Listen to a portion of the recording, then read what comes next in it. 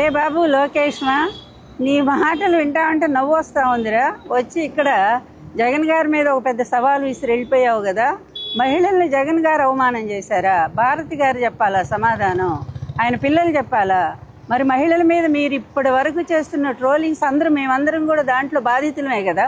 ఇక్కడున్న వాళ్ళందరి మీద మీ ఐటీడీపీలో చేసినటువంటి ఘోరమైన ట్రోలింగ్స్, మా భారతమ్మ మీద చేసినటువంటి, వాళ్ళ పిల్లల మీద చేసినటువంటి వీటి గురించి మాట్లాడరా ముందు. నువ్వు ఎందుకు పనికిరానటువంటి నువ్వు ఈరోజు మీ తండ్రిని అడ్డం పెట్టుకొని ఇష్టం వచ్చినట్టుగా నీచమైనటువంటి ఈ ఐటీడీపీ ద్వారా సోషల్ మీడియాలో విచ్చలవిడిగా మహిళల మీద నడుపుతూ మీ హోంమంత్రిని ఏదో అన్నారంట.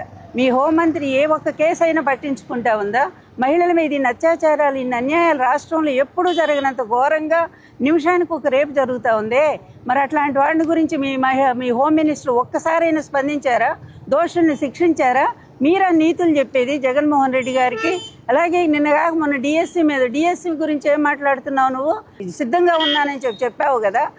మేము వచ్చాం కదా, మహిళలు వచ్చాం, మా నాయకుడు అక్కర్లా. ఈరోజు మేమందరం ఉన్నాము, మేము సమాధానం చెప్తాంరా.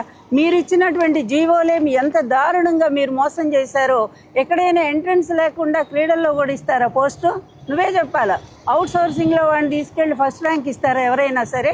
ఇట్లాంటి పిచ్చి వ్యవహారాలు, పేపర్ లీక్ అయితే ఆ లీక్ దగ్గర నుంచి కూడా ఇప్పటి వరకు కూడా ఒక్కో డిఎస్సి ఉద్యోగానికి 15 లక్షలు నువ్వు తీసుకున్నావనే మాట వాస్తవము.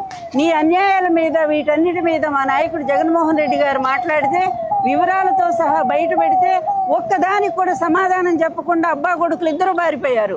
కరకట్ట ఇంటికి బారిపోయారో లేదా హైదరాబాద్ ఇంటికి బారిపోయారు. మీ బతుకులే ఇంత. ఏదైనా విషయం వచ్చినప్పుడు సమాధానం చెప్పకుండా దాటేసుకుంటూ పారిపోయేటువంటి మీరు వచ్చి ఇక్కడ సవాలు విసురుతారా? అంత శక్తి నీకుందా అసలు? నువ్వేంటో, నీ పరిస్థితి ఏంటో ఒక్కసారి నువ్వు ఆలోచించి చూసుకో. నువ్వు వచ్చిన తర్వాత, అంటే నీ బాబు వచ్చిన తర్వాత పరిపాలనకి ఎంతమంది మీద అఘాయిత్యాలు, అన్యాయాలు జరుగుతున్నాయో, ఎంతమంది మహిళలు ఆత్మహత్యలు చేసుకున్నారో, హత్యలు చేయబడుతున్నారో, వీటన్నిటి మీద ఒక్కసారి విచారణ చేద్దామా? నీకు నిజంగా ధైర్యం ఉంటే ఇక్కడ మీ కరకట్ట కొంపకి మేము 200 మీటర్లో ఉన్నాము. ఇప్పుడు రమ్మంటే మేము రావడానికి సిద్ధంగా ఉన్నాం. మరే లోకేష్, సిద్ధంగా ఉన్నాం రా. వచ్చి ఎవరి పరిపాలనలో మహిళలకు న్యాయం జరిగిందో, ఎవరి పరిపాలనలో మహిళలకు అన్యాయం జరిగిందో దీని మీద పూర్తిగా డిస్కషన్ చేయడానికి మేము సిద్ధంగా ఉన్నాం. అలాగే ఉద్యోగస్తులు ఎంత దారుణంగా మీరు మోసం చేస్తున్నారో, డిఎస్సి పేరుతో ఎంత అవినీతి జరుగుతూ ఉందో, ఇదంతా మేము ఆధారాలతో సహా ప్రూఫ్తో వచ్చాం. మేము వీటన్నింటిని కూడా బయట పెట్టడానికి సిద్ధంగా ఉన్నావురా.